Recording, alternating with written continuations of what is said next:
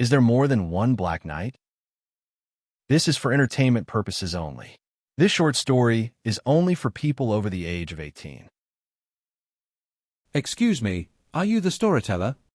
Why do you ask that?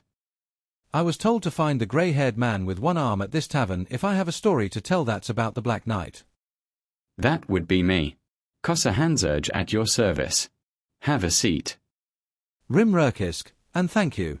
I've also heard you might pay to hear my story. Payment is a question for later, but the fact you're willing to say the name Black Knight in public at least earns you a drink. I don't know how long I can stay, and if you hear a newborn crying I'll be taking my leave. Fair enough. What story do you have about our legendary Dark Death dealer? I guess I have to explain what happened from the start. Have you ever heard of the city of Glando? Of course. The Lord there has some of the highest taxes in all the kingdom. That's where I was originally from. I was a pig farmer. I guess I still am. I have one child, my daughter, and a smart, willful child she is. When she came to marrying age, no man would have her for her willfulness. The men in Glando wanted a meek and humble woman. Dela is not that. And you'd have her no other way. She is my only child. Her birth nearly killed Nessra, my wife. A second child was too risky. That's why I would do anything for Dela, including relocating to Esterding, or just outside this welcoming city. So, we butchered the pigs, we sold the land and overloaded a cart with salted pork to head there. Along the way a massive storm came upon us. Have you ever heard of a hamlet called Krapul? I haven't been there in years, but a tavern and a guard shack were there last I recall. It has grown since then, dramatically. We made it to Krapul, and got my family, the cart of salted pork, and the 2 sows about to give birth into a barn there. I was hoping to make it to Esterding before those pigs had their litter, but we had to stop for the storm. We even ended up getting a room at the tavern there at Krapul, but we weren't alone in the room. Odd that they would make you share a room. There were many people trying to weather the storm. Our roommate was an odd man named Bravon Stoutspark. Have you ever heard of him? The name is unfamiliar to me. I wonder if that was his real name. He was a very odd man. His hair was yellow, his skin was yellow, his eyes were yellow, his teeth were yellow, and he dressed in a yellow cloak.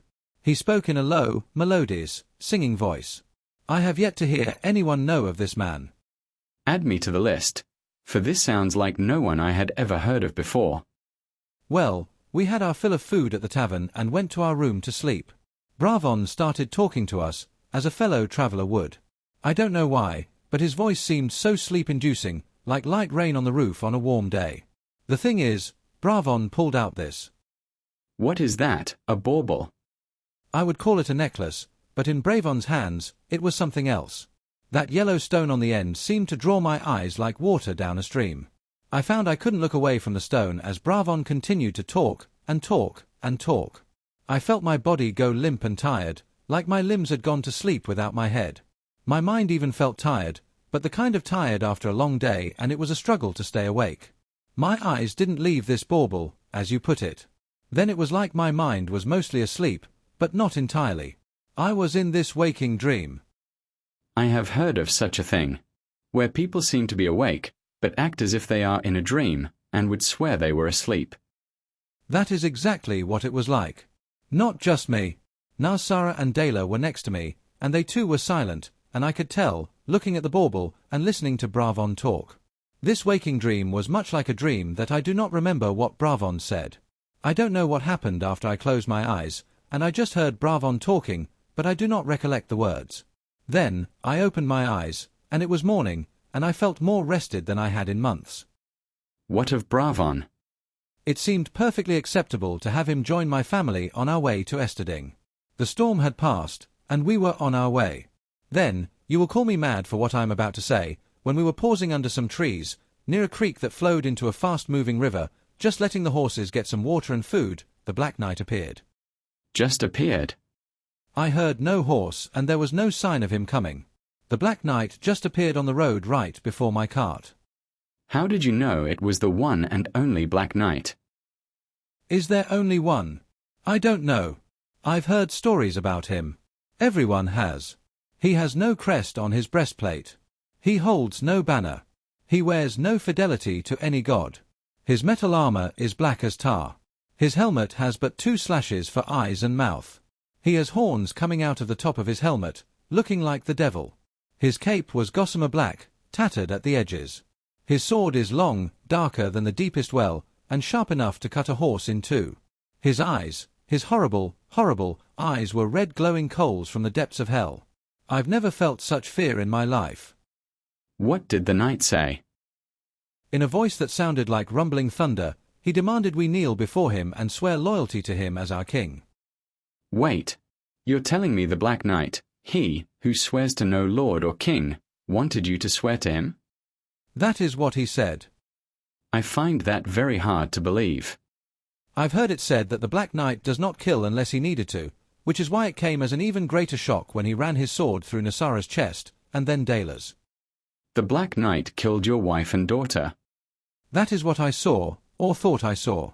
Both women, face down, in the dirt of the road. That dark sword seemingly taken their lives and souls with barely a touch. Then the Black Knight advanced on me. I was so terrified. I ran. A wise move. I fell over the embankment into the creek and then tumbled into the river below. I honestly don't know how I survived. The water was moving so fast. The rocks were large, and I hit one, nearly ending me.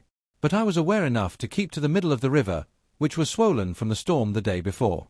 Eventually the canal widened, slowed, and I got out of the water. Wet and cold, I luckily wasn't far from smoke, and I made my way to Zibari. Not an ideal location. People go to Zibari to hide. I know why. The tavern I got to was filled with less than honorable people. I admit that I drank hard with my wife and daughter gone, the Black Knight wanting my death for some reason, and my cart abandoned. I was at a low point. It hit me hard that, first, I needed to at least bury Nesra and Dayla, and 2, I had no idea what had happened to Bravon. I still had some gold in my pouch, so with drinks to anyone willing to join me, I got a troop together. I didn't tell them that I was ambushed by the Black Knight, but just some guy in armor with a sword. For men of dubious moral character joined me and knew right where I was talking about. We made it to the thicket the next morning. When we got there, the entire area was empty, cleared, nothing. Nothing. Did someone take the bodies of your wife and child? It seemed so. One of my troops said that no one had been killed there, since there was no blood. I know what I saw. Thankfully, my cart was overloaded, and the deep wheel ruts let us follow the cart. It led right to the modest castle of the lord of the land. It shouldn't have surprised me, but one of the men I was with knew how to get into the castle undetected. No guard saw you coming, or anyone? No one was there. We came in a hidden side way, and the castle was eerily quiet. No people milled around. No one was in the kitchen. We walked around, confused and less concerned. Then we made it to the great hall, which wasn't that great, and a very small hall. There standing before the high-backed throne, was Bravon Stoutspark. That yellow man had his bauble out, hanging from the chain, and everyone in the hall, guard, scribe, maid, and even the lord himself, were captured by its magic. My eyes were locked onto the stone, and I couldn't look away. What of your troop? I don't remember, but they too seemed ensnared by the magic, for they stopped talking, or moving, or anything. I didn't think that Bravon noticed us on the side of the hall, but then he turned and faced us. I know that yellow man spoke, but what he said was lost to the waking dream I was in again. After some more talking from Bravon, he put his bauble away and then walked behind the throne. Who should appear from behind the throne? It was the Black Knight. At the time rational thought was not with me, for I was terrified. I pushed past the frozen and unmoving men of my troop, past the non-responsive guards, and just ran as the Black Knight chased me. Did the Black Knight say anything? Taunting. He said he was going to get me and kill me like I killed my pigs. He was going to get his dirty little pig farmer. I didn't realize it, but he was herding me, making me go in the direction he wanted, with his dark sword out and menacing voice. I burst through one bedchamber door, and my mind was shocked to find Nasara and Dayla standing next to the bed. Your wife and daughter were alive. At first I was sure some necromancer had brought them back. They stood, swayed, with eyes open, but no expression on their faces. They seemed unaware I was there. They stood in these bedclothes that were inappropriate even for a wife and husband to wear. They were ethereal to the point of useless as clothes. They were as transparent as fog, letting anyone see their bodies as if they were naked. It did let me see their chests were unmarked. This must have been a shock to you. At this point, I was numb to everything but fear. That fear was from the Black Knight that burst into the room because I had neglected to shut the door behind me. I was trapped. My dead wife and daughter were alive behind me. A demonic knight was bent on killing me for reasons I did not know. I was scared, not just for me, but my family that had come back to life were going to be killed all over again. People have been driven mad for less. I thought I had become mad when the Dark Knight, standing with sword in hand, taunting me and saying he was going to feed my dead body to the pigs, and then something happened. I'm not trying to be dramatic here, but I still, to this day, don't understand what I saw. The Black Knight, before me, suddenly had a blade poking out his chest. A blade? A black blade, covered in blood. The Black Knight went down, and the other end of the blade was held by the Black Knight. Excuse me. I was shaking in terror, but this second Black Knight seemed less terrifying than the first. He had no cape. His armor was black, but I could tell it was from fire soot. Behind his helmet I could see human eyes. He pulled his black blade from the body on the ground with a strong tug. My mind rebelled at what I saw, of a Black Knight having killed another Black Knight. Then, this second Black Knight picked something up off the floor, and it was this bauble. He held it before my eyes, and said, "Wake up." Wake up, just like that? His voice was rough, like he'd inhaled fire as a child. Yet, at those words, my mind cleared. The fear that had gripped me slackened. I saw the body, bleeding all over the floor, so much blood, was Bravon Stoutspark. I was shocked. Then the Black Knight, the real one, shoved the necklace into my hand and told me to say the same to everyone in the keep. I suppose you did. Nessra and Dela first, of course. They had no memory of anything since pausing to rest by the creek. They clearly had no idea of their dress, or lack thereof. I then went to the hall and woke everyone up. My troop, having been recognized by the guards, fled. I never saw any of them again. The Lord there was grateful for my help. He offered to buy my salted pork, and we negotiated a reasonable price for half. That was good since after my family set out again for Esterding, one of the sows gave birth a day away, and we needed the room. I found a stretch of land, and bought it, selling off the meat to have enough hands and materials to make a barn and house. My daughter found a good man that likes to spar with her quick mind and married the man. We're waiting for the birth of their first child. He's pacing outside the room while I was told to go further. An odd tale. This bauble, does it do nothing now? Nessra knew I had it and wanted me to see if I could do what Bravon could with it. I couldn't. I don't have the magic, or whatever.